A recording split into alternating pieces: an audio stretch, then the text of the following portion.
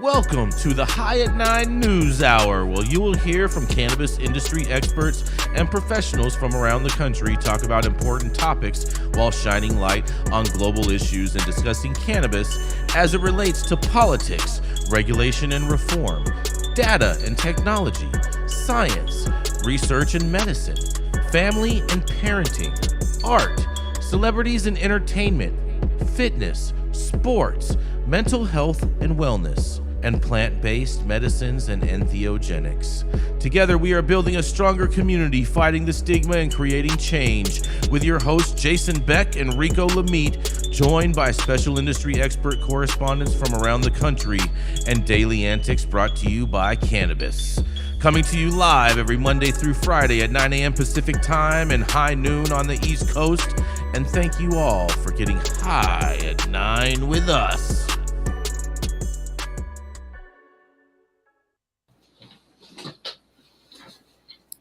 Oh, yeah, everybody. Welcome back. You are now tuned into another episode of High 9 News. Thank you for joining to not only get high at 9 with us, but also high noon on the East Coast. I'm Rico Lamitte, the dopest dad on the street, and it's Wednesday, January 4th, 2023. National Trivia Day for those of us reserving space for information that'll lead us nowhere and make us no money. World Hypnotism Day, the annual reminder that sheeple of the world need to obey. And also, it's National Braille Day, if you feel what I'm saying. For everybody out there watching, please remember to like, share, and smack that subscribe button up a little bit from the side and maybe on the back and the front a little bit too. But follow us at High at 9 News across all social media platforms as well. We're live weekdays on YouTube and Twitch, audio only on Clubhouse. And if you do choose the Clubhouse route, you can participate in the show by raising your hand if you have a brief comment on the story presented. We're going to get things started in just a second here. But first, we have a message from our sponsors. At True Classic OG, we live by one motto: stay true. We stay true to our legacy cut of True OG that's always fresh, piney, gassy, and delicious. We represent the spirit and hustle and diversity of our great city of Angels, and we stay true to the spirit of this plant, doing everything in-house to ensure that you get the highest quality and consistency with every batch. And that's what made us LA's favorite OG. True Classic OG. Stay true, Los Angeles. Oh, yeah. First today, we have the long-continuously operating retailer in the game, known regionally for smoke best weed in the world.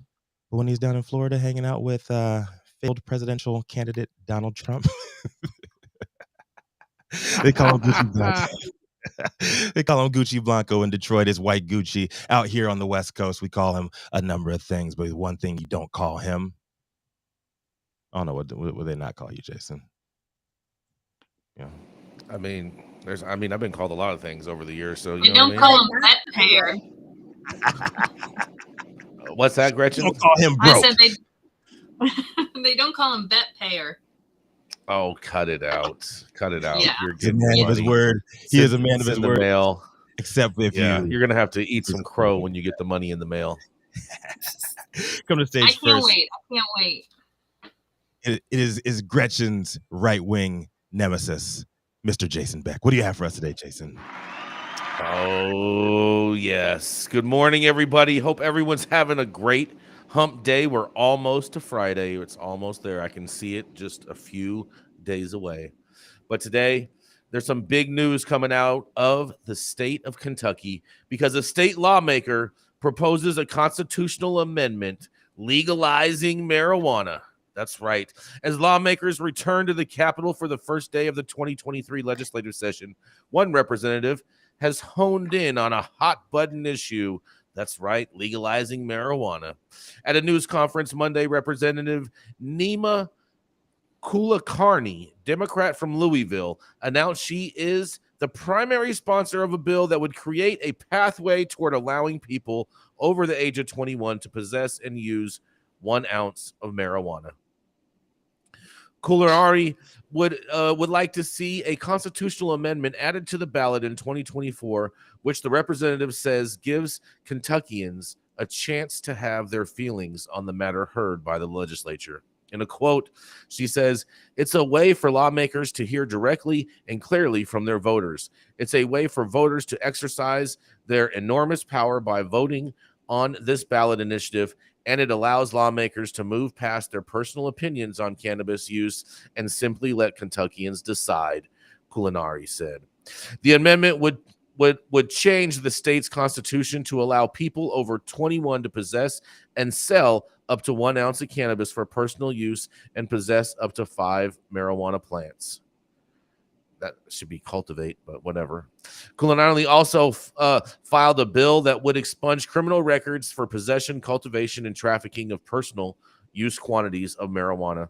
Marijuana legalization advocates were also present at Monday's news conference, including the ACLU of Kentucky. The ACLU of Kentucky says it's a matter of racial equality. Nationally, people who look like me are 4 more times likely to be arrested for marijuana possession.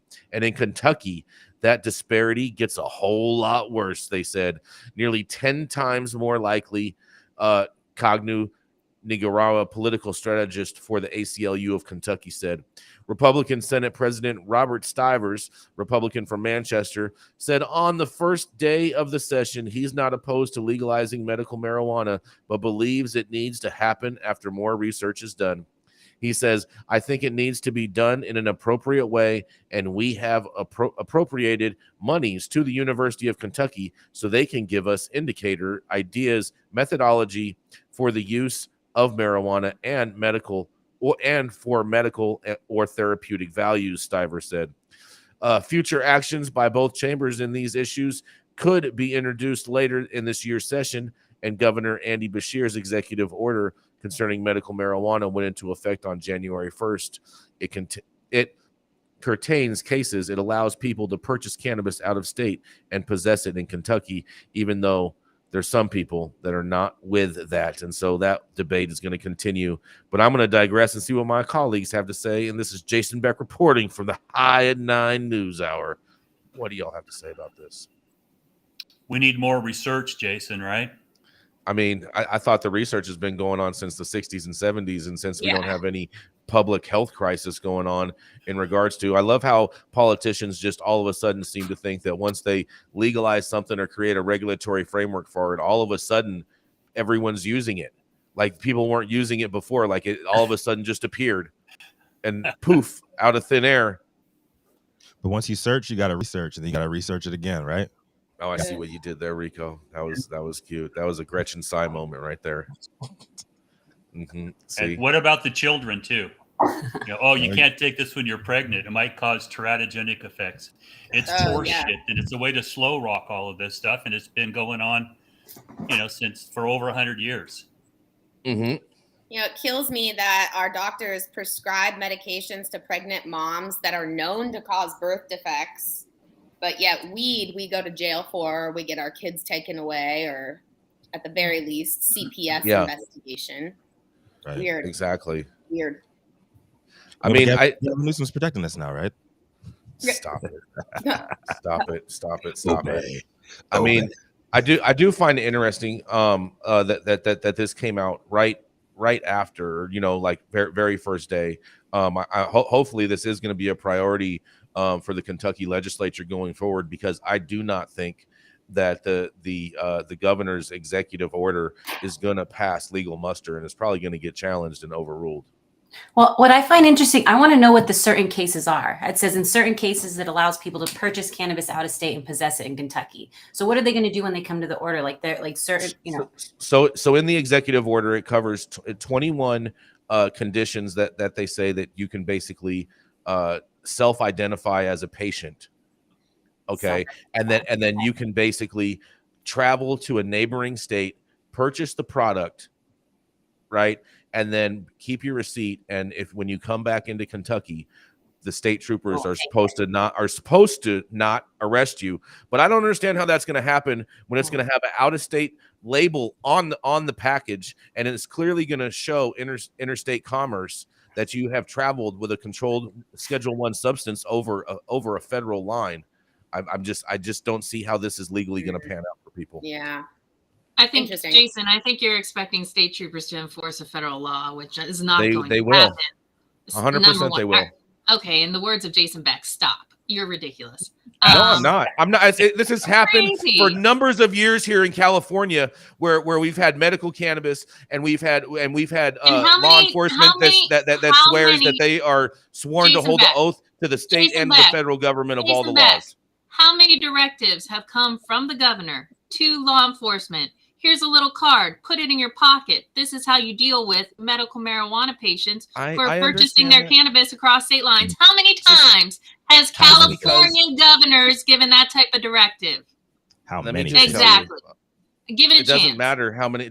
I'm not giving it a chance because let me Stop. tell you something. I don't need it. There's no way Stop. that every single law enforcement is going to listen to this directive. You're going to have like some rogue officers and that just want to prove a point and prove the fact that he doesn't have his he did an overreach of his gubernatorial powers.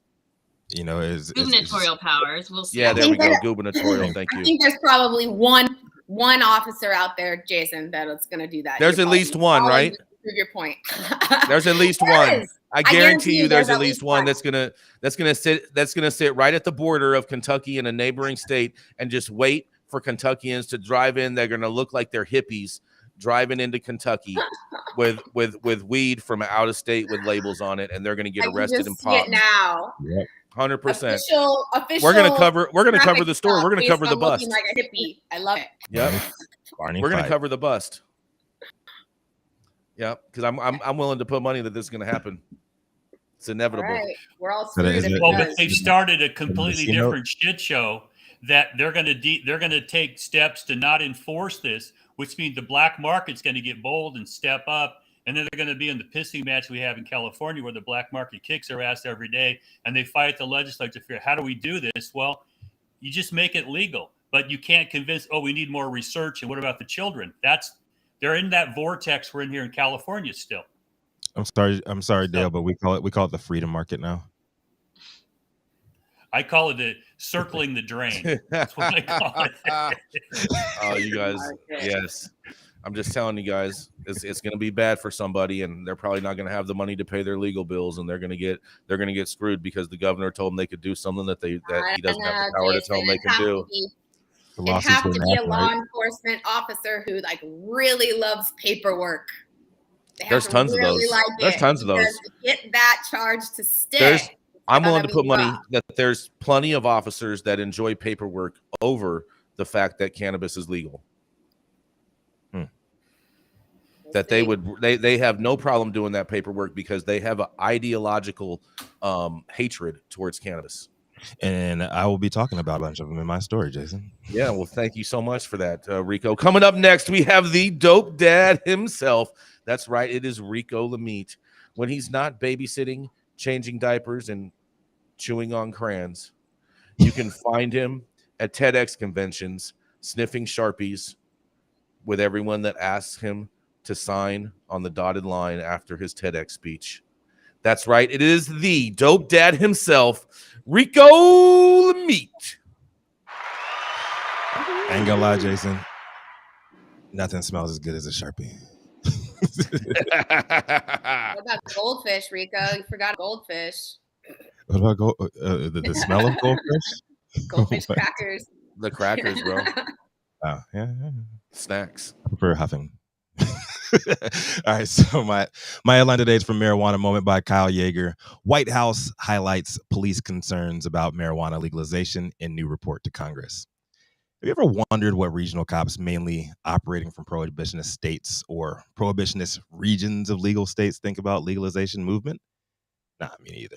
Despite the massive national shift in stigma, the White House still requires the annual delivery to Congress of the High Intensity Drug Trafficking Areas Program, or HIDTA report, to its Office of National Drug Control Policy. The controversial reports received past negative backlash from industry advocates and experts for its inherent bias, given the ONDCP's statutory mandate to oppose efforts to legalize Schedule I drugs. Here's a few excerpts of this year's report that was delivered yesterday to Congress. The Northern California HIDTA says illicit cannabis remains readily available in the region despite the state's legalization law, and that consequently, marijuana use remains extremely high and prices remain stable. And that state-level legalization has likely invited more criminally connected to the production and transportation of the drug, especially by drug trafficking organizations and organized criminal groups. And that criminal groups have created or partnered with ostensibly legal businesses to conduct illicit production and trafficking in the state's highly accessible and lucrative cash sales commodity. But also violent incidents and weed rips. Yeah, that's a thing. Weed rips in which products are stolen have become more common since legalization, which poses a serious environmental threat, polluting and diverting water sources and poisoning wildlife. THC extraction labs are a significant public safety hazard, selling manufactured products to legitimate storefronts. North Central HIDTA, covering parts of Minnesota and Wisconsin, said high demand for high-potency marijuana and marijuana-related product has remained high over the past several years, and illegal traffickers source majority of marijuana and THC products from Colorado and West Coast states that have legalized before, voicing concern over a relationship between trafficking, distribution, firearms, and violent crime associated with said activities. The demand for and use of high-potency edibles, oils, and vaping products has remained high, creating a serious health risk to the user community. The Ohio-based division argued the state's medical program has led to an even greater amount of marijuana usage and remains the number one recreational drug used in the region, before fingering other states with broader recreational legalization as source points for weed consumed in the Ohio area. Nearly all of the respondents to the 2020 Ohio HIDTA drug threat survey reported the majority of marijuana consumed in their area was coming from the western region of the United States. It is not uncommon to see bulk shipments of high-grade marijuana products being brought into Ohio from states that have legalized marijuana, such as California, Colorado, and Washington. And vaping has become one of the most common forms of illegal use of marijuana. South Florida called cannabis a material threat and complained the perceived danger of marijuana by the public is diminishing the scope due to the legalization, leading to vast grow operations and parcel shipments of commercially packaged cannabis from legal states to Florida. Finally, Texoma HIDTA, covering parts of Oklahoma and Texas, voiced concerns about drug trafficking organizations specialized in distribution of high-grade marijuana obtained from legal states, and said these controlled substances are every bit as destructive as other hardcore drugs and negatively impact the quality of life and safety of communities throughout Texas and Oklahoma, end quote. In a quick response to yesterday's report, MPP President and CEO Toy Hutchinson said the primary reason for large-scale illicit cannabis cultivation persists is prohibition, not legalization. Let's give it up for Toy on that one. We don't see illegal production of tobacco and alcohol because both are legal in every state and under federal law. Federal prohibition drives up the cost of state legal cannabis products in a myriad of ways, including by preventing tax deductions for business expenses. It makes it harder to compete with unregulated sales. Meanwhile, 100% of adult use sales in prohibition states, counties, and cities are supplied by underground market, with all the environmental degradation, violence, and exploitation of labor that sometimes entails, end quote. In the pre-legalization era, the report was taken very seriously, setting the tone for past administration federal enforcement policies. But today it's seen for what it is, a waning prohibitionist reefer madness propaganda rallying cry. It's not peer-reviewed and includes regional police beliefs on implications for drug trafficking, environmental issues related to illicit grows, and demand for high-potency THC products. While technically not a direct reflection of the ONDCP or the administration's stated views, it also doesn't refute both organizations do not refute any of the information and succeed in amplifying biased prohibitionist law enforcement gripes. One can't help but wonder why the White House still offers such a platform for hating-ass cops to spew a bunch of one-sided fear-mongering on one hand, while touting their liberal pro-pot stance and efforts to free the weed prisoners on the other. But here we are. I'm Rico Lamitte, the dopest dad on the street for High at 9 News. What are your thoughts on this one? I want to hear from you, Jason, especially because of your last story. What's your reaction to this? White House highlighting police concerns about marijuana legalization. I mean, I'm telling you, it's going to happen in Kentucky. It's going to be a test case, Rico. Just watch. Just watch. We're going to cover the story here in just about a couple weeks. Just watch. Yeah, wait and see. We want to liberalize. We want to free the prisoners. We want to do all this and that. But you're giving a bunch of hating ass cops the platform to just spew a bunch of one-sided bullshit. I mean, that's what law enforcement's going to do, because they want to make sure that they can protect their asset forfeiture rights. So in that way, they have the ability to just jack people driving on the freeway. That's basically what it comes down to. Why are tax dollars still funding said reports? Why are our tax dollars still funding those reports? Yeah, this bullshit report. I mean, Rico, you don't want me to answer that. Was this produced under a Democratic House? Yeah, just like it was produced under Trump as well. Okay. It's an annual report, Jason. It happens every year. Okay. It's an annual report then. Our tax dollars funded because it's an annual report then, Rico. That's exactly why. But why is it still going on? It's still a game being played because the policymakers are still overwhelmingly against marijuana. And those in the public who want this have to butt heads with them. And the policymakers and law enforcement have guns and will arrest you. And they're ideologically driven still. So, and they have bigger budgets. They have bigger budgets than the police unions. Well, don't forget about that. This is going to have to be driven by the public. It's not going to happen by them voluntarily doing this. The public have to force it. Yeah, I totally agreed. And I think a lot of it too is a lot of it has to just start on local levels with neighborhoods and communities demanding police oversight. And that, I think that's where you really need to hit it is in your small communities and with the police oversight boards. And that's how you're really going to get this done. I don't think you're going to get this done on a federal level. Cops still think one thing or the public thinks the other. Sounds like a clash waiting to happen. I mean, clash or crash. What do you think about this, Gretchen? I don't know what the hell you're talking about. I don't see, who's asking for anything to be done on a federal level. This is just a typical report that comes in every year. Lawmakers, not lawmakers, police are jumping up and down saying, drugs are ruining the world. This is nothing new. Right. Like I said, I'm not worried. I'm not worried about it. I'm just like, toy, whatever. This is bullshit. This is how it always goes. You have the king of the drug war who is in the White House right now. Yep, of course exactly. You're gonna see these things. I don't think it's that big a deal. I think this is going to turn into, clickbait and another headline that we just have to educate people about. That's it. Mm-hmm. I just want some cops that are pro cannabis to step up. There's LEAP, Law Enforcement Against Prohibition. Why are they giving pro cannabis? Yeah, there's a ton of pro cannabis. Why are they not given the same platform? Because they probably don't have the budget to be creating these types of studies, because cannabis people are poor and don't like to put money into stuff like that. Because we get taxed on 280E and other stuff. And also too, a lot of the executives don't have zero understanding of government affairs. Yeah. And why it's so important to put money into government affairs. The trap's gonna keep on doing Tell what me it do, about man. that. Put like 12 exclamation points at the end of that sentence, Jason. Thank you, Mandy. I just think shit like the biggest problems. It's gonna lead the to reality. Prophecy. The reality of it is that the nail polish industry is more politically astute than the cannabis industry is. You always say that, dude. Like what it's true. It's true. The nail polish industry separate from the cosmetic industry. Nail polish, 100% nail polishes. You never worked with a nail polish union?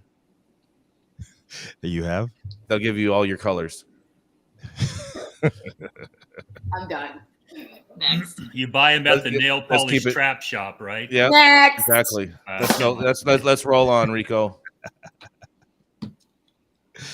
Anyways, coming up next is a spicy redheaded conservative with Mayflower roots and she made her pilgrimage south to Washington a long time ago to mix in with locals and become well known in the right DC circles. She's made her way through to their hearts, through their bellies, as the age-old adage says.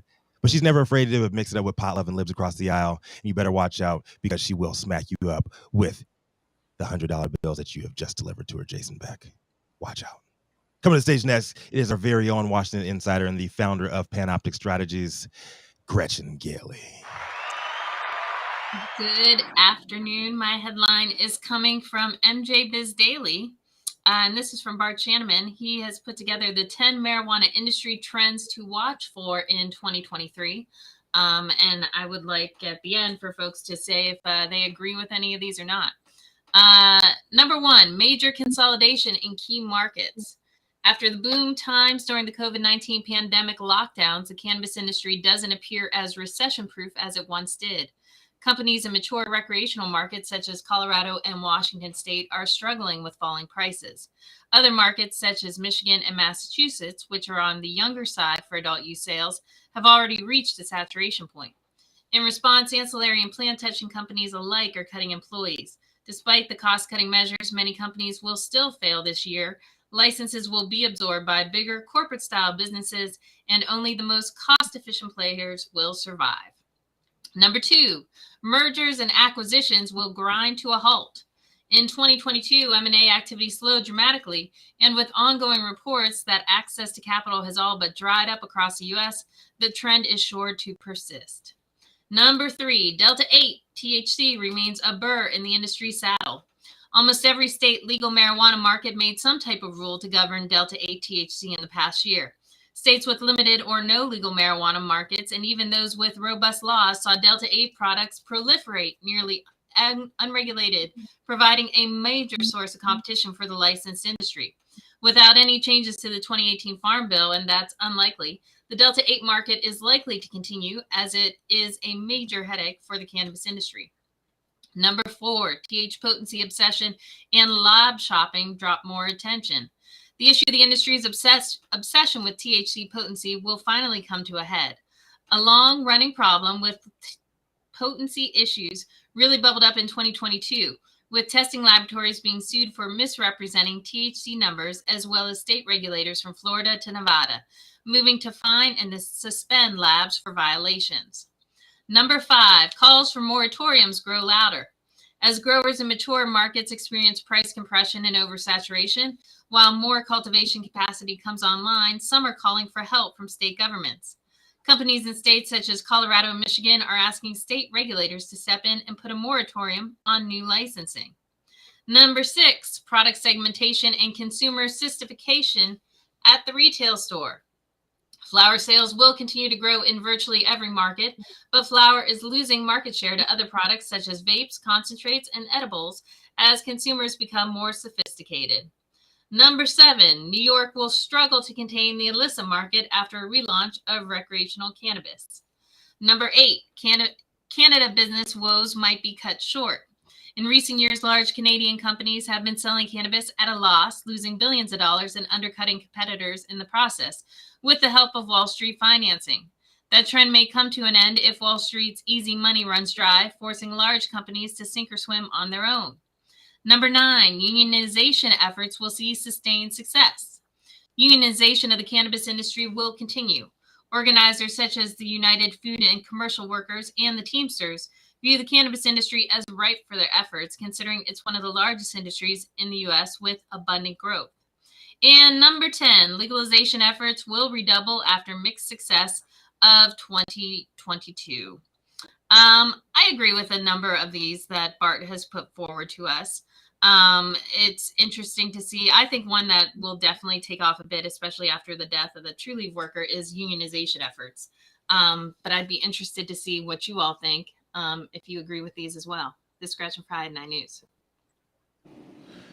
I mean, Gretchen, first of all, there's one that is just totally erroneous and ridiculous to me. The fact that they say that flour is down and that there's a more what was the quote? Educated shopper. Just hear what you want to hear, Jason.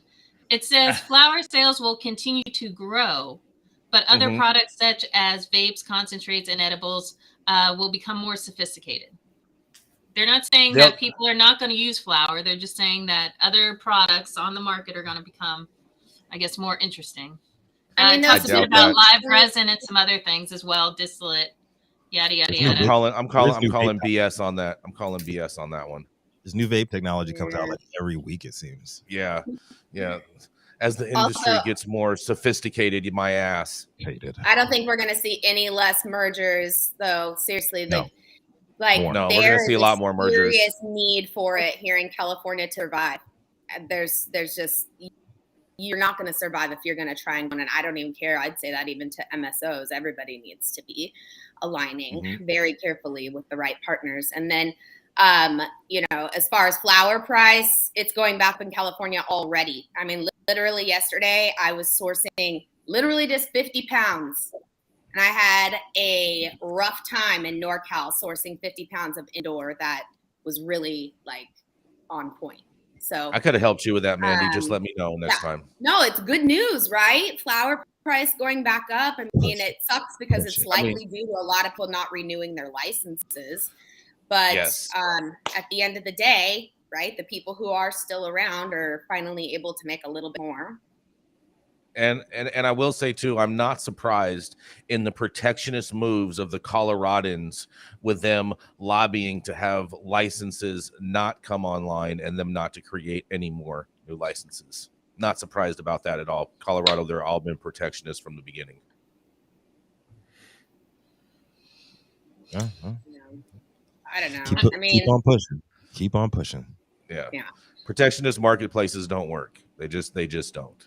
It's not the business. We need to open free market. Let the people have their weed. Interstate commerce. No one's going to buy Colorado weed anymore. They'll just make hash with it. I mean, that's all. Anymore, like, I mean, Ohio. Not with interstate trade. How many people are really going to buy Colorado weed once there's interstate trade? I mean, people will still make hash with it. But like, there's not going to be. It's not like all of a sudden, like the cost of production is so cheap in Colorado that it's just going to make sense, and it's already a dust bowl anyway. I mean, I think Jason, you're going to be waiting a lot longer for interstate trade than you would like. I think you're 100% right on that. But the thing about it is, I've been waiting my whole life for interstate trade, and every day that I'm alive is a day closer to us being at that day. I like that positive attitude, Jason. Either way, Colorado has to deal with their issues. And Colorado has major issues.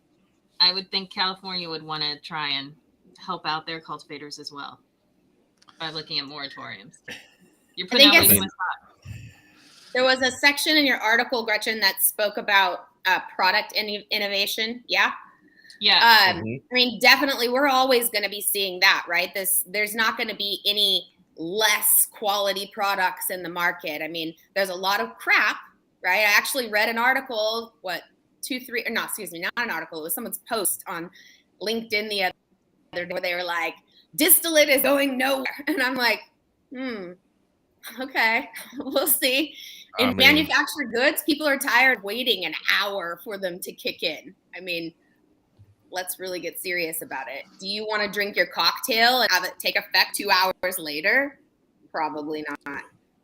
They just have a cocktail then, if that was the case. I mean, it's the same thing. We're talking about social situations. If I'm going to go to a cannabis, bar with my friends and my appointment is at 4:20 and they're all going to sit around and smoke and I'm going to take a gummy that's going to kick in when I hit the car and it's time to leave. Come on. Exactly. Who's got time for that? Also, cannabis beverage, please do not use distillate in your products anymore. Just fast acting. People want effectiveness in their beverage. Just saying. This is coming from an edibles judge from the Emerald Cup. Yes. When you say that, Manndie, I love that you say that because I was just talking to a bunch of my friends from a prohibition state, and they were saying that they hate the fact that most of the cannabis drinkables they can't predict when they're going to get high. Still, so I think that all of that has to do with. Right. It has to do with the delivery system, right? And right now, there's only 2 delivery systems in the whole entire industry that actually are true fast-acting agents. And the one that we've had the most exposure to so far is nano infusion, which is very highly processed and, takes a lot of chemicals to make. And then there's a new one out now that's protein-based and strain-specific called Unlocked. And that is a game changer. That technology is going to change the way all manufactured goods are created. Quote me on that. What makes a difference? How does it unlock? What is the key? So what it is this technology really is, it goes directly into the bloodstream. It bypasses your liver completely. So when you take the product, its efficacy is within about 8 to 15 minutes. for each person. The other cool part about it is that because it's not processed by the liver, you get 100% of the efficacy of the product. So if you're eating a 10 milligram THC gummy, you're truly getting the 10 milligram experience, which currently none of our edibles really offer. And then the other cool thing about it is because it is a protein base, it can also be strain specific, right? There's the compound itself allows for the actual benefit of that particular plant to be the experience for the consumer. And then obviously it trickles down to cannabinoid specific instances. The People's Ecosystem just launched Tosi Treats, and it has that particular infusion method. I believe they're the only ones in California so far to release it, but definitely check them out. We gotta pay a quick bill. We're gonna be right back, everybody. You want to grow some of the best weed in the world? Then you must start with the best genetics in the world. Go to www.dnagenetics.shop to order regular, feminized, or autoflower beans. All of your favorite DNA genetics cultivars such as Kosher Kush, Skywalker Kush, and oh yeah, Chocolate Truffle Shuffle. Boasting more cannabis awards for their award-winning genetics than any other company in the world. Remember to go to www.dnagenetics.shop to see why our terps don't lie. The thoughts and opinion and shade thrown at High 9 News are those of the individual speakers and not those of any other speaker or its followers. The statements made do not constitute legal or accounting advice, and our speakers make no representation regarding the legal status of any substance in any country, area, or territory, or any of its authorities. The views expressed in this room do not establish any fiduciary relationship. Our sponsors do not imply or constitute any endorsement by us or the expression of any opinion whatsoever on the part of any speaker on stage. If you are an easily offended person, follow the timeless words of Nancy Reagan and just say no. Wow. Flying into LAX and you want to taste some of the best weed in the world? Then stop by LAXCC, the closest dispensary to LAX, located at 8332 Lincoln Boulevard and open from 8 a.m. to 10 p.m. 7 days a week. Always make LAXCC your first stop when you touch down in LA and score like a winner. And don't forget to tell them I sent you and mention you'd like to get High at 9 for 10% off your full order. Coming up next, she's the CMO of Event High, the industry-leading cannabis-focused event ticketing and promotion platform that changed the game for good and when Eventbrite did not want any of that motherfucking smoke. She's also the co-host and founder of revolutionary professional women in cannabis networking series Blunt Brunch. And today, you know what? She's back. Not from outer space, but from Arizona, because she quit on California. Come to the stage next. It is the one, the only Adelia Carrillo. I miss California. I do miss California. Oh, this is you. So today's article, easiest drug bust ever. Police find $155,000 worth of weed floating in a canal. So the Quetta police officers ended up seizing 180 kilograms of cannabis, estimated to be worth about $155,000 this past Saturday. Despite being wrapped in gold-colored foil, which was actually green, it wasn't even gold, states the article, Malaysian police were able to make this discovery while responding to a public tip about something strange floating in a canal at Kangpung, Makai.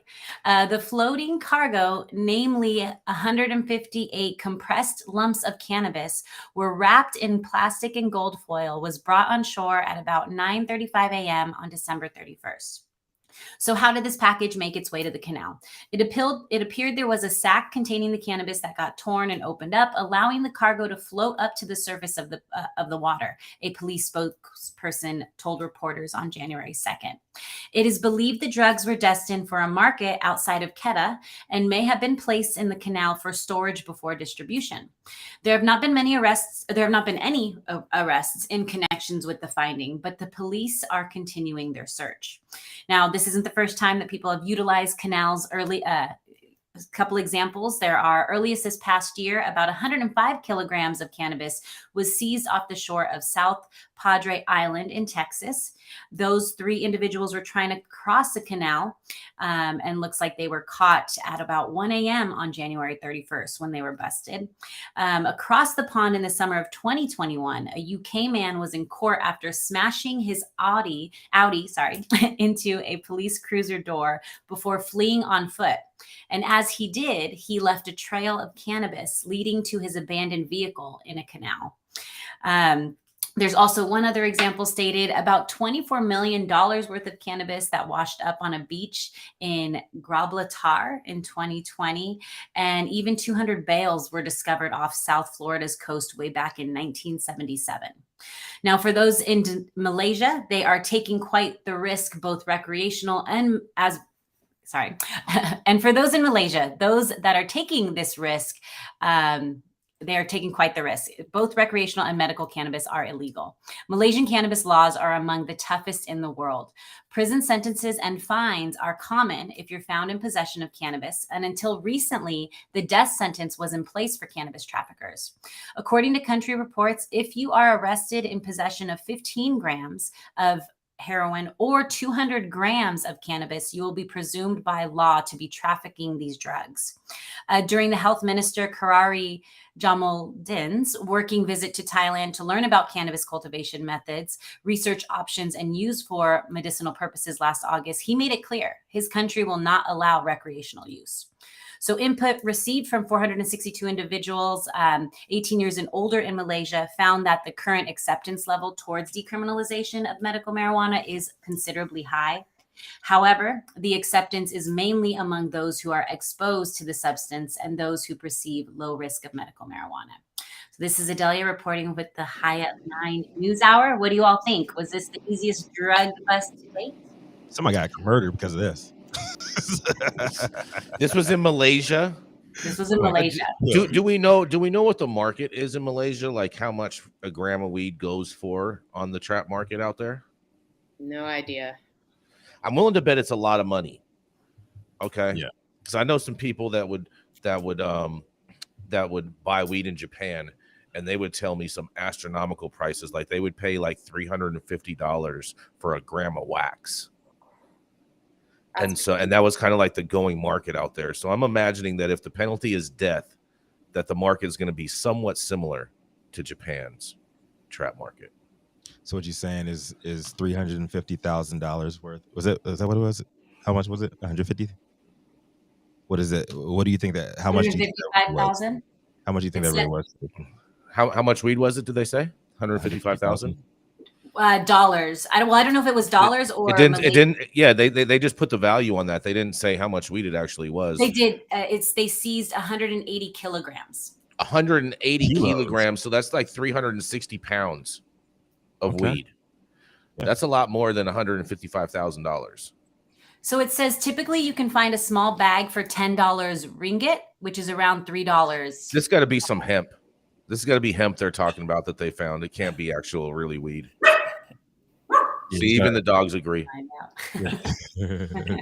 Who let them out though? Who did? Yeah, exactly. Yeah, this has to be the hemp. This was great. I mean, it's another big bust in Malaysia. I mean, yeah, they got to be getting money out there. They got to be getting money out there. I know a lot of people. Yeah, people are getting money in Asia, like overall, man. Right now, it's a free for all. We got to keep it moving. Also, too, we do want to remind everybody that tomorrow we're going to be having a little celebration because tomorrow is going to be our 100th episode of doing the High at 9 News. So we hope you all tune in tomorrow for our 100th episode. Show some support, show some love, tell some friends, bring some friends to the party. You know what I'm saying? But nonetheless, coming up next, I've been waiting for this story. This is going to be good, you guys. She's a cannabis product extraordinaire and a serial cannapreneur at Camilla, Cannagram, Cannamommy.org, and the Woman's Canna Awards competition. She's an Emerald Cup judge for edibles, searching the globe for the perfect cannabis and psychedelic edible experiences. She's also a crusader for female entrepreneurs, and Manndie loves showing the world how cannabis, motherhood, and an executive lifestyle go hand in hand. It is other than the Manndie Tingler. Aw, thanks, Jay. Appreciate that intro. I've been looking forward to sharing this article too. This one just gets a little cheeky, which I love. The headline comes to us from Marijuana Moment today. It is New York and New Jersey marijuana regulators spar on Twitter over which state's legalization plan is better. All right, y'all, we're about to get juicy here. Why don't you tell me who won this? New York and New Jersey marijuana regulators briefly sparred on Twitter Tuesday over which state took better approach to launching its adult use cannabis market. But after suggesting that New Jersey put profits ahead of equity, New York officials deleted their post. New Jersey's Cannabis Regulatory Commission threw the first punch, sharing an article about the first and so far only recreational marijuana shop to open in neighboring New York just last week. The post reads, "Aw, on our first day, we did 12, but congrats on this one. It's cute. Congratulations, NYC."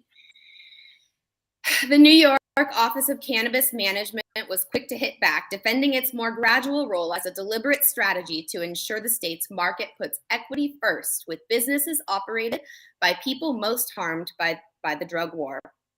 Their post reads, "Good things take time. You know, equity and impact over quantity and corporate profits.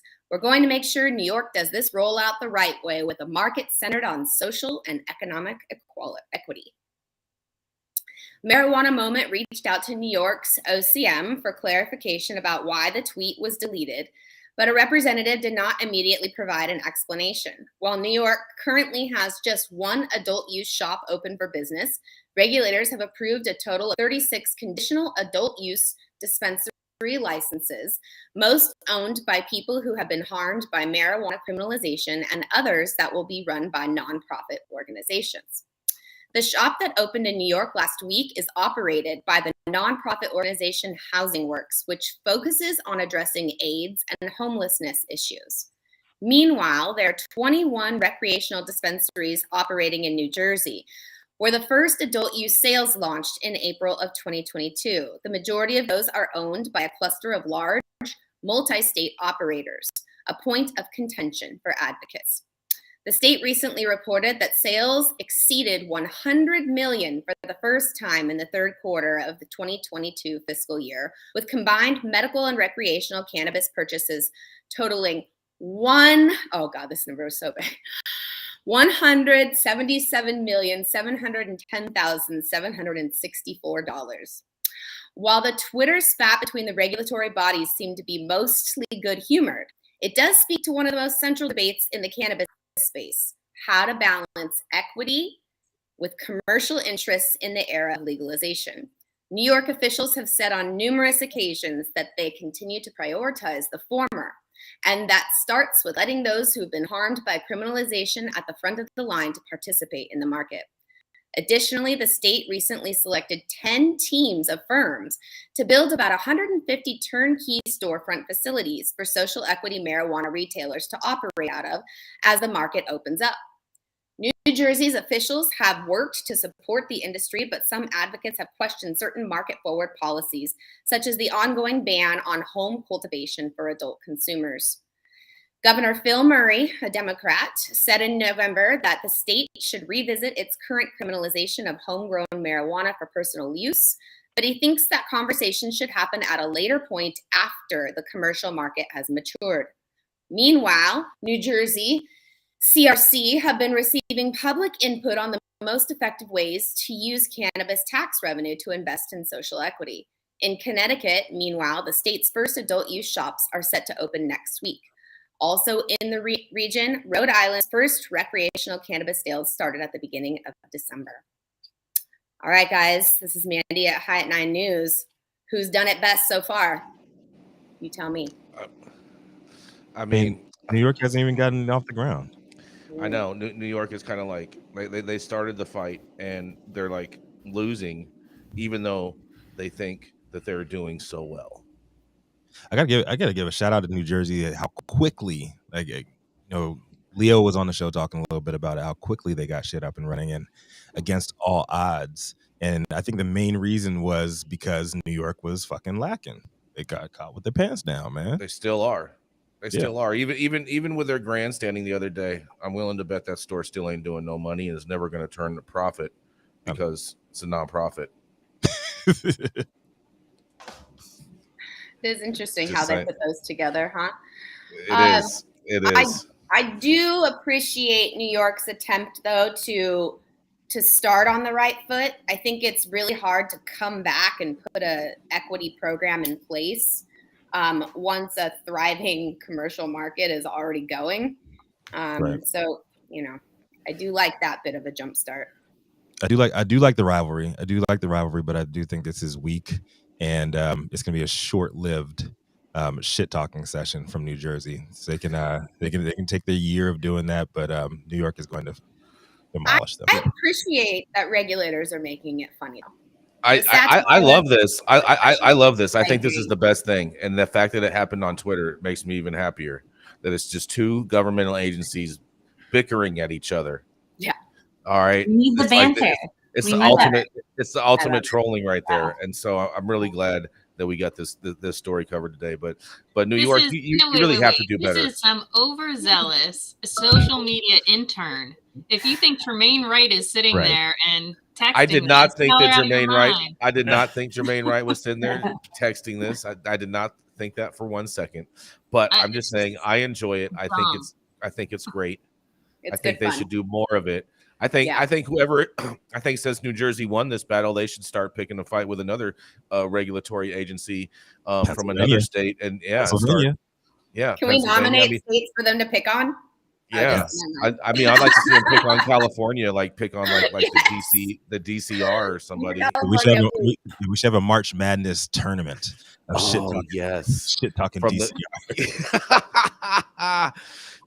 Oh man. Who would be the biggest loser? Oklahoma, because there's gonna be no winners like across the fucking board. There's no regulation. all of a sudden, the trap comes in and whoops everybody. Exactly. Everybody's ass. Exactly.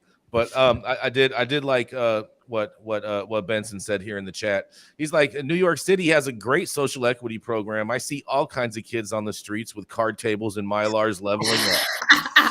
Yes, exactly. Because that's all that's ever going to be a market in New York. All these stores are going to be destined for failure because of exorbitant rent costs, a crazy overhead, crazy employee taxes that you have to pay, not to mention all the other taxes that New York is charging. This thing is destined to fail from the beginning, in my opinion. I mean, is that not, a microcosm of the greater cannabis industry overall, though? I think everyone's like, oh, New York's doing it so much better. I just think they actually did everything better that everyone has done wrong. So they're just a more extreme version of doing bad. Yeah. I think long term social equity is going to be protected because the optics are just way too bad to let social equity fail in some form. Hold on, they let it fail from the beginning by not putting in. Hold on, where's the $200 million, Craig? Right? Did that come up in the tweets? Like, hey, we don't just advertise funds of $200 million of how we're going to be socially equitable, and then all of a sudden have the money disappear or never get raised, whatever happened to it, but it's not there. I think saying shit like that in public places from the New Jersey DCR is going to end up in real shots being fired. Oh, I think they totally should say that. I would encourage the New Jersey DCR to say something like that because they should be calling strikes, calling balls. Clearly, you are not in the PR industry. I would never give people advice to let's start shots fired over this bullshit because I never said I was in the PR industry. Start coming out of the closet, and New Jersey gets found out that they've been embezzling from their funds and their whole market disaster. Oh yeah, that's what we want to see. That's what we want to see, Gretchen. That's exactly what we want to see. Yeah. Maybe New Jersey next should take on the state of Michigan, so we can find out what's up with this Veterans Fund money. And Governor Whitmer. I think that should be the next. I think I want to see that as the next battle, the next Twitter war. Yeah, I can watch that one for sure. Yes. Yeah, I think we're gonna tweet those departments today and say, hey, you guys should talk. We need good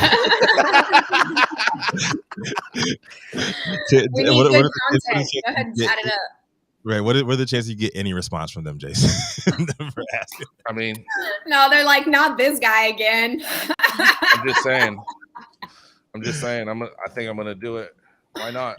Let's keep this party going. So, this 35-year practicing attorney with 23 years of that in California cannabis is also a former card-carrying member of the Club Fed who served 52 months for doing God's work, cultivation, and intent to distribute to a handful of terminally ill patients. He started off in the biz as co-owner of California Medical Research Center, but now he's a founding partner of Armada Law Group.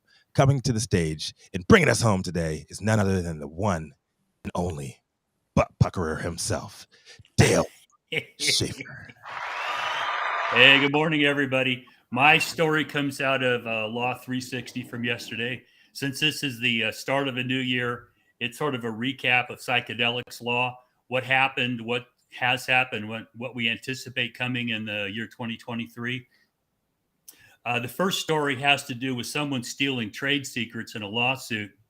Seems somebody snuck into a lab of a professor at the University of Maryland, stole their formula to make hallucinogenics that were non-hallucinogenic. Now, when I read that, I thought, what's this, a microdose? I don't know whether it's a trade secret or not. But there's a lawsuit ongoing right now for a trade secret in psychedelics. We'll see how that one goes. The other litigation issue, and this comes from Washington, Dr. Agarwal, I think is how he says it, a physician who's been fighting the DEA for years now to try to get psychedelics legalized. And he ran into the administrative law clusterfuck that Richard Nixon set up in 1970, where if you don't satisfy and complete all the administrative remedies, the court throws you out. So he was in last January trying to get the DEA to decide, is this a Schedule 1 or not? And the court threw him out because they hadn't issued their final decision. He then filed a petition for a final decision. They just got a final decision that has no medical value. Surprise, surprise.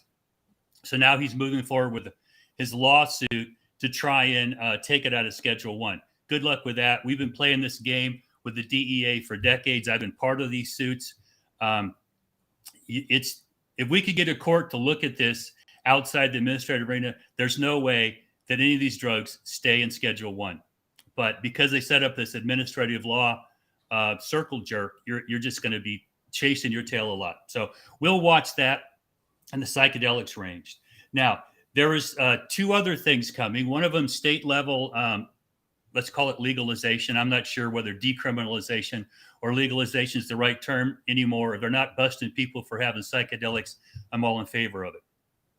Colorado has just passed a law. They're now in the regulatory process. And those of us in California know that this is a mess. You get to publish regulations. They get to comment. They get, more regulation comment. Somebody will finally put regulations out. But Oregon now has regulations ready to roll out. So I'm going to be watching this over the next year to see how does this work? How do they license someone to manufacture it? And the facilities or the people who man these facilities, what is that going to look like? I have no idea because the field of psychedelics and even cannabis medicine is just chock full of medical quackery. People say the god-awfulest shit that they can't back up. So we will see how this rolls out. Regulators tend to be very conservative, as we've seen here in California. They take that one step. Oh, let's see, are there babies being born with, no legs, or, what's going on with the children? Is this causing problems? Get anything done? So we'll be watching over the next year how the regulations roll out. But the other thing that's happening here is at the local level. We've got Oakland, we've got San Francisco, and we've got Santa Cruz here in California. And apparently we're not the only one. Washington, D.C.'s already done this. They have decriminalized. They've gone to the police and said, stop busting people for possession of small amounts of psychedelics.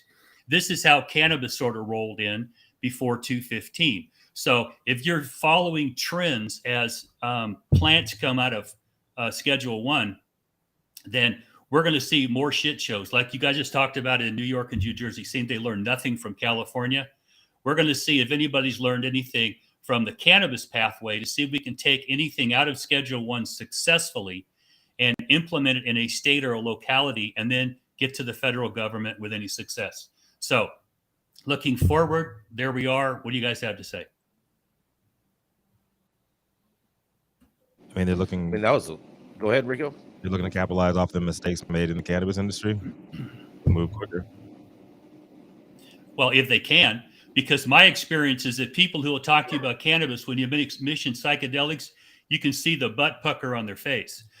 So we have a long ways to go when it comes to psychedelics, but I think we're following a lot of the same pathway here that we did with cannabis. I mean, how are they claiming proprietary issues on psychedelics manufacturing, Dale? Well, it's a trade secret. Okay, it's like the formula for Coca-Cola is a trade secret. In California, you can back engineer and get it, and you can sell that formula. You just can't call it Coca-Cola. So there's a separation between a trade secret and a copyright. Okay, so the trade secret is somehow that, we can give you a therapeutic dose of a hallucinogenic without being hallucinogenic. Well, I think a lot of people I know, including myself, do that regularly. My guys at Weed for Warrior, you take a non-psychedelic dose, a microdose, if you will, on a regular basis. Is that a trade secret? Could be, if my formula is my secret. Yeah, I'm calling bullshit on their trade secrets. I'm not buying that. If you trade a secret, does it make it a secret, and is it still a secret? If you trade it, it comes out of the secrecy, and now it's not a trade secret. So there you go. Exactly. How much wood could a woodchuck chuck or something like that? It's only a secret if you don't tell anybody, right, Dale? Yeah, that's right. That's what I thought. And I didn't know it was your mother, so isn't that a secret too? See what I'm saying? That's a whole nother secret. That's a whole nother secret. All about your mama jokes. Yeah. Oh boy, here we go. Sorry to the moms in the room. I love you. Gonna close this thing on now, Jay? Yeah. It's top of the hour. Yeah. Have you guys got anything else? Anything on this, Manndie, Gretchen, Adelia? Anyone? All right. Seeing no. Sure, everybody out there comes back for our show number 100 tomorrow. We turn 100 years old. We turn 100 shows old tomorrow. Thank you all for getting high at 9 with us every Monday through Friday at 9 a.m. Pacific and high noon on the East Coast. Big shout out to our audience and supporters. We appreciate you all tuning in daily and listening to the insanity and antics that is the developing cannabis industry. Thank you to all our haters for still talking about us, because we have the most amazing pads in your house rent-free. You should see some of these properties that we have rent-free in your house. They are just truly amazing. Huge thank you to True Classic, LAXCC, and DNA Genetics for helping us keep everything rolling. And thank you to our correspondents for being absolutely amazing. You guys did great. Thank you to Cannabis for giving a reason to do this. And thank you to Cloud Media Partners, House of Fuego, and Zaza Simone holding us down in Clubhouse. Thank you all for creating this great cannabis space. And thank you all for tuning in and getting high at 9 with us. It's America's #1 daily cannabis news show. Run it, Adam. There's no other.